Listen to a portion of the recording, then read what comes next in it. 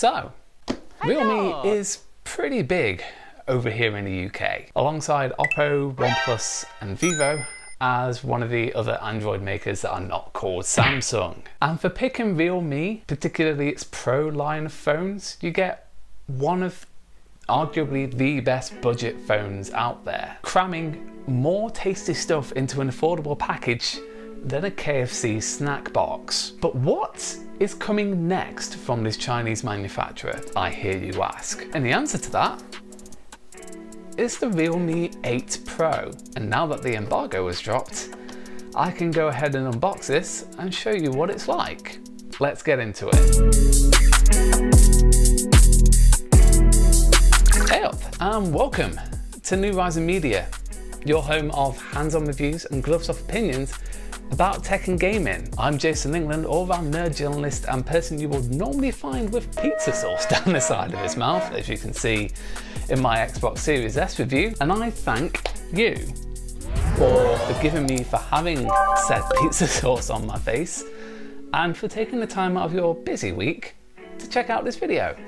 Cheers. Right, the Realme 8 Pro. Phones like these are usually about balance and compromise, bringing some decently premium specs to the table to really build up the performance of it, while making the strategic compromises in certain areas to bring the cost down. And it's a hope that the compromises they choose don't overwhelmingly ruin the experience of the phone. So let's see what they've done here. Now, before we fully get the kit off, easy, and see what's inside, we are kind of limited in terms of what I can say about this phone at this point in time. Of course, there are plenty of leaks online, and Realme have, at the time of this video going live, announced this phone, but I have to follow a standard set of rules that any tech journalist does getting one of these. You know, standard stuff like I can't give you an opinion on this, I can't compare it to other devices, don't talk about price, don't talk about specific features, yada yada yada, the usual suspects. But what I can do with the help of camera 2 over here, is open up the box and introduce you to the Realme 8 Pro, which I will take out of this wrapper here. Of course, the big talking point of this phone outside of the camera module, which we'll get to soon, is this nice two-tone metallic finish, achieved with what they call an AG crystal process, in which the plastic back is showered with tiny particles that give it this look, and more curiously, an interestingly smooth yet grippy feel. As you saw, the phone comes with a case, but I don't think you'd want to give up on this texture. The Dare to Leap logo and the camera bump have a special fluorescent material added to them, which will make them actually glow in the dark. It's hard to actually capture on camera, but it's a nifty yellow sheen that I know may come in handy if you're snapping your friends in a dark place like a bar. When they reopen, of course. Plus, wired headphone users rejoice, because this comes with a 3.5mm headphone jack. And now for the cool stuff that I can show you about this phone, which fall into two categories, which I will tell you about as I turn it on. So the two things I can talk to you about are the software and the camera. This is the first phone from Realme that comes with Realme's UI 2.0 right out of the box. Let's finish all this off. This is the skin over the top of Android 11, and it provides some important improvements over version 1.0. For example, there are some key efficiency improvements like an improved system resource utilization of 45%, which means system speed as a whole is up by 32%, and a 17% increase in frame rate stability. And it also uses an AI pre-launch system to analyze your behaviors and keep some of your most used apps preloaded in the background to open them 23.6% faster. There's also increased privacy protection baked into this as well in what they call the Deep Sea Privacy Plan. You can set up a private space for password protected apps and documents that are hidden from view until you enter it and type in your password.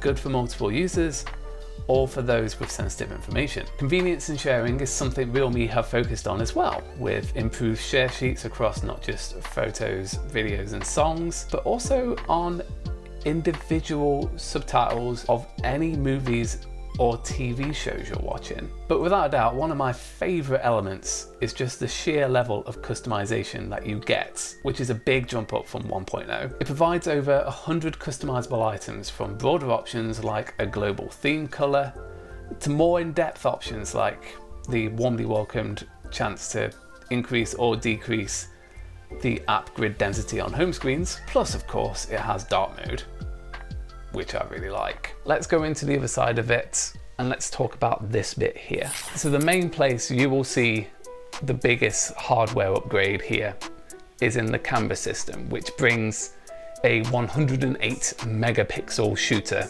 to the main camera out of this quad camera setup. But of course, as many of you know, bigger does not mean better, because it's about the software and it's about the fine tuning of the lenses that really produce something special. You see, I am a photo and video nerd, if none of this gave that away. And when a camera can't get the colors right, like my OnePlus 7T Pro found impossible in any restaurant that had kind of like that dim orangey lighting that you usually got in like more atmospheric places that you go out to eat. Honest to God, it made my steak look blue. Not in a good way, just made it look bright blue. Or it makes something that has that telltale phone picture look, where the picture has fuzzy compensation for low light and everything has a heavily feathered edge around it. It just puts me in a really bad mood. And don't even get me started on the poor quality of the camera in any other app like Instagram stories. But this is not the time for me to rant. This is the time for me to show you,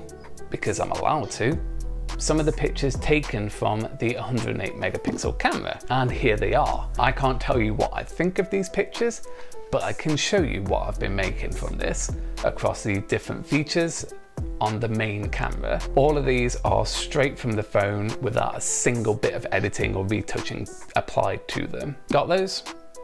Good. Now, this is the part where I end this video for now, and you won't hear about this from me until the review embargo drops, and I can share with you my full opinion of the device. Are you liking what you see? Go ahead and let me know in the comments. And as always, likes if you enjoyed the video, subs if you loved it, and I will see you in the next one. Take care.